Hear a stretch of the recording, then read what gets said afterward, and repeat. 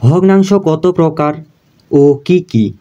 উত্তর, ভগ্নাংশ প্রধানত দুই প্রকার, যথা সাধারণ ভগ্নাংশ, দশমিক ভগ্নাংশ। সাধারণ ভগ্নাংশের দুইটি অংশ, লব এবং হর। উপরের অংশটিকে লব বলে, নিচের অংশটিকে হর বলে। সাধারণ ভগ্নাংশকে তিন ভাগে ভাগ করা হয়েছে। প্রকৃত ভগ্নাংশ, লব ছোট, হর বড়। অপ্রকৃত ভগ্নাংশ, লব বড়, হর ছোট। মিশ্র ভগ্নাংশ,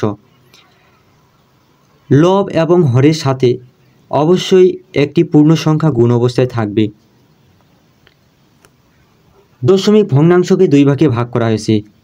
সসীম দশমিক ভগ্নাংশ, যেমন 2.32, এখান থেকে শেষ।